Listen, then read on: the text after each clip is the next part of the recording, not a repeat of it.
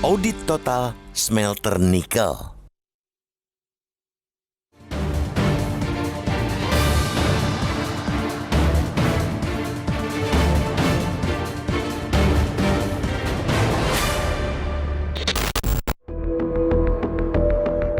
Meledaknya tungku smelter di PT Indonesia Tsingshan Stainless Steel atau ITSS di kawasan Indonesia Morowali Industrial Park atau IMIP Sulawesi Tengah menambah panjang daftar borok keselamatan kerja di smelter nikel itu. Ledakan yang merenggut 18 nyawa pekerja itu menjadi tragedi berulang, khususnya terkait dengan keselamatan di pabrik dengan resiko amat tinggi itu. Itulah sebabnya pemerintah harus mengambil langkah serius, termasuk mengaudit smelter-smelter yang dibangun pihak Tiongkok di tanah air. Dengan ledakan terjadi 24 Desember 2023 di PT ITSS itu, maka telah 5 insiden tragis terjadi di smelter nikel dalam setahun terakhir.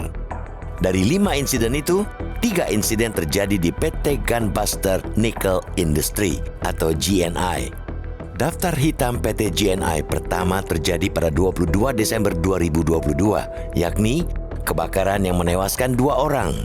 Salah satunya adalah Nirwana Sele, perempuan berusia 20 tahun yang bekerja sebagai operator derek dan kerap membagikan suka duka pekerjaannya di TikTok. Selanjutnya pada Juni 2023 terjadi insiden pekerja tersembur api yang menyebabkan 1 orang tewas. Berselang 4 bulan kemudian, yakni Oktober 2023, giliran tungku smelter di perusahaan nikel tersebut terbakar dan menewaskan 1 pekerja. Masih di kawasan IMIP, pada sekitar April 2023, juga terjadi kecelakaan kerja di PT Indonesia Guangqing Nickel and Stainless Industry atau PT IGCNSI.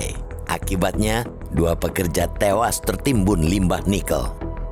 Pada peristiwa terbaru yang terjadi di PT ITSS, hingga kemarin sore, tercatat sudah 18 pekerja meregang nyawa. Mereka meliputi 8 tenaga kerja asing dan 10 pekerja lokal. Sementara itu, total korban diberitakan mencapai 59 orang.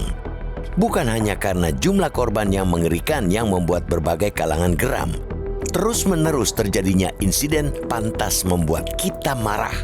Ini bukan hanya dosa perusahaan-perusahaan tersebut, melainkan juga dosa lemahnya pengawasan kesehatan dan keselamatan kerja atau K3 oleh pemerintah.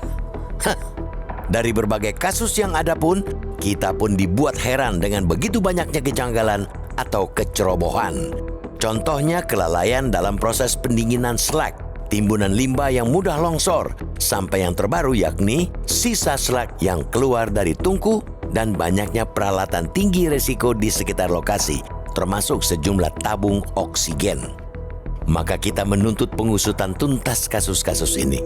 Bukan saja pengusutan tuntas kelalaian di perusahaan-perusahaan tersebut. Kepolisian dan kejaksaan juga patut memeriksa adanya kelalaian pelaksanaan pengawasan K3 oleh Kementerian Perindustrian. Tidak cukup itu, kita menuntut pemerintah untuk memastikan komitmen K3 internasional menjadi bagian sejak awal kesepakatan investasi dengan perusahaan-perusahaan Tiongkok.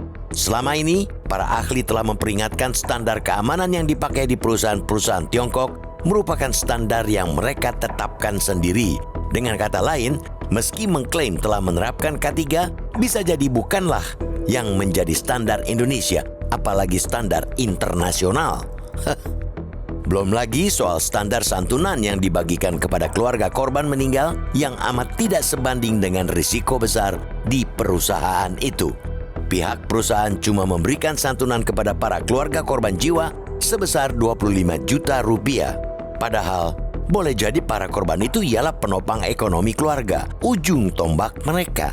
Berulang kali Presiden mengkampanyekan bahwa hilirisasi nikel mampu menaikkan pendapatan negara berlipat-lipat. Pendapatan yang semula hanya sekitar 17 triliun rupiah menjadi 510 triliun rupiah.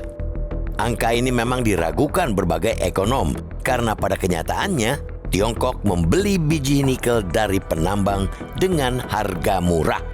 Tidak hanya itu, dengan sistem devisa bebas, maka perusahaan Tiongkok yang menguasai 95% smelter di Indonesia memiliki hak membawa semua hasil ekspornya ke luar negeri, termasuk ke negaranya sendiri. Ironis, industri smelter Tiongkok pun semakin menyayat hati jika kita juga melihat jika lapangan kerja yang muncul juga banyak diisi oleh TKA.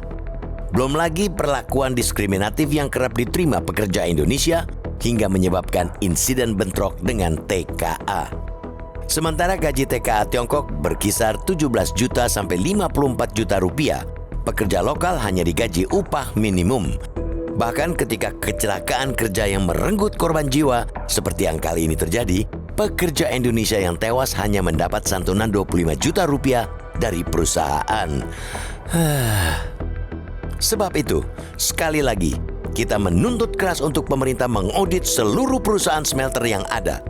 Pemerintah semestinya malu ketika anak-anak muda Indonesia bukan hanya menjadi pekerja kelas rendah bergaji minimum di perusahaan asing, melainkan sampai harus meregang nyawa sementara bos-bos mereka mereguk untung besar.